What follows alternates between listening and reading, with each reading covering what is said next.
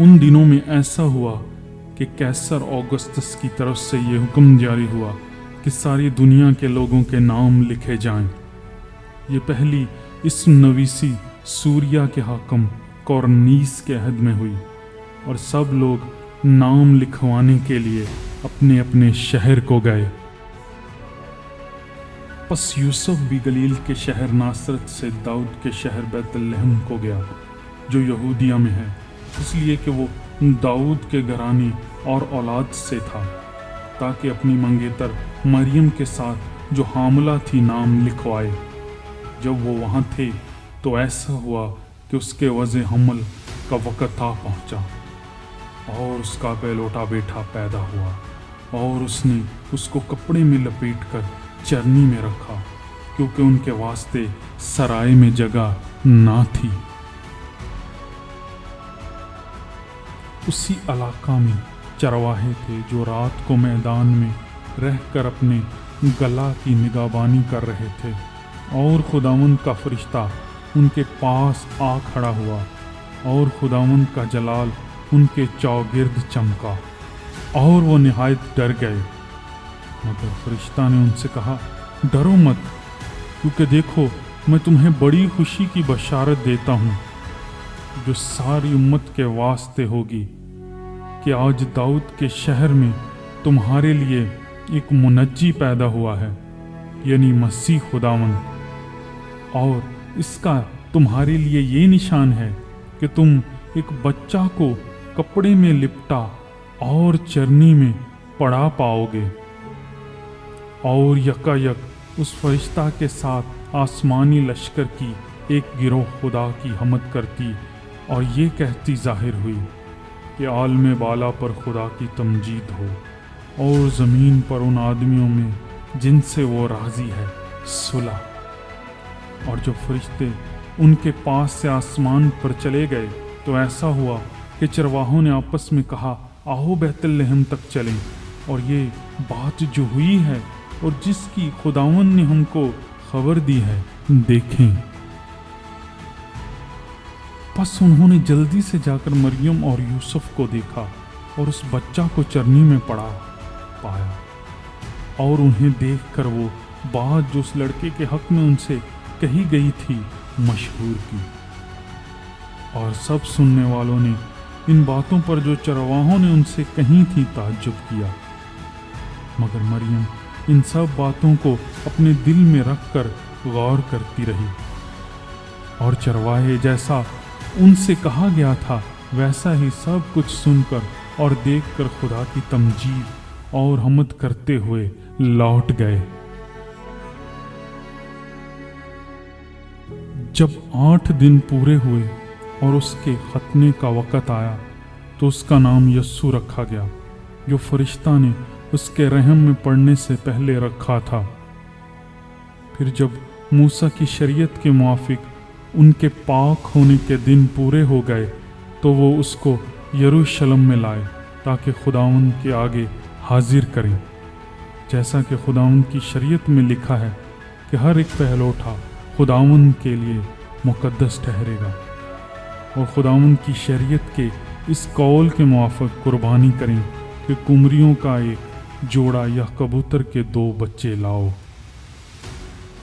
और देखो यरूशलेम में शमौन नाम एक आदमी था, और वो आदमी रास्तबाज और खुदा तरस और इसराइल की तसल्ली का मुंतज़िर था, और रूहुल कुद्स उस पर था, और उसको रूहुल कुद्स से आगाही हुई थी कि जब तक तू खुदावंद के मसीह को देख ना ले मौत ना देखेगा।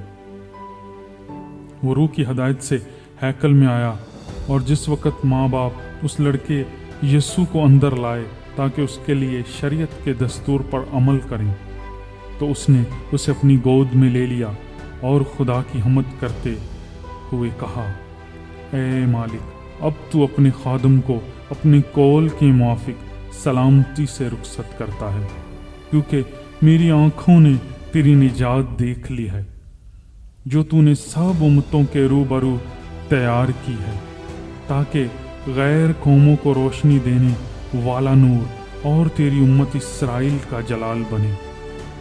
और उसका बाप और उसकी माँ इन बातों पर جو اس کے حق میں کہیں جاتی تھی تعجب کرتے تھے، اور شمعون نے ان کے لیے دعائے خیر کی اور اس کی ماں مریم سے کہا، دیکھ یہ اسرائیل میں بہتوں کے گرنے اور اٹھنے کے لیے اور ایسا نشان ہونے کے لیے مقرر ہوا ہے جس کی مخالفت کی جائے گی، بلکہ خود تیری جان بھی تلوار سے چھد جائے گی تاکہ بہت لوگوں کے دلوں کے خیال کھل جائیں۔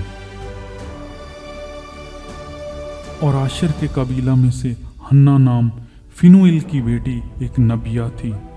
وہ بہت عمر رسیدہ تھی اور اس نے اپنے کنوار پن کے بعد 7 برس ایک شوہر کے ساتھ گزارے تھے۔